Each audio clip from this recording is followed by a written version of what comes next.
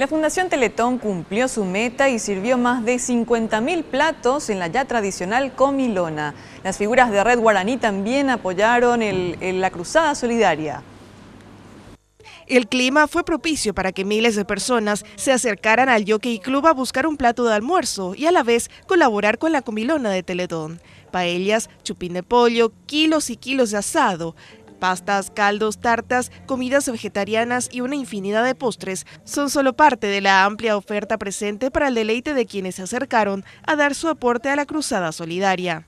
Y como no podía faltar, Red Guaraní también tiene su stand aquí en la gran comilona de Teletón. Vemos a grandes figuras del canal, Roberto Coronel, Julio Fernández, también aquí compartiendo con la gente. ¿Cómo la están pasando? Súper bien, Jazmín. Es increíble cómo la gente está acercándose al stand y a toda la comilona de Teletón. Nosotros estamos ofreciendo platos sumamente variados. La señora después te puede dar la certificación de calidad. Ella se quedó maravillada con los platos, ¿verdad que sí, señora? ¿Es cierto? Sí, muy cierto lo que dice el joven. Muy rico todo parece. Julio, a ver detalladamente, ¿qué es lo que está ofreciendo Red Guaraní aquí en la comilona? Bien, Jazmín, algo que gusta a todos, un rico estrogonoff de pollo con arroz blanco y también preparé un goulash húngara con galusca, justamente su guarnición. La oferta gastronómica contó también con representación de diversas zonas del país a través de los festivales que habitualmente se realizan en esos puntos. Instituciones educativas y las colectividades de inmigrantes también dijeron sí. Un grupo de colombianos se reunió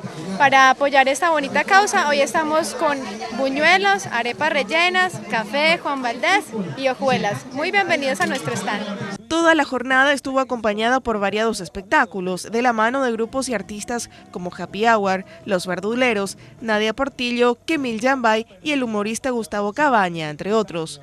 A través de todo lo recaudado, Teletón podrá solventar los gastos de los servicios de rehabilitación que la Fundación brinda desde sus 3 centros en Asunción, Paraguarí y Coronel Oviedo.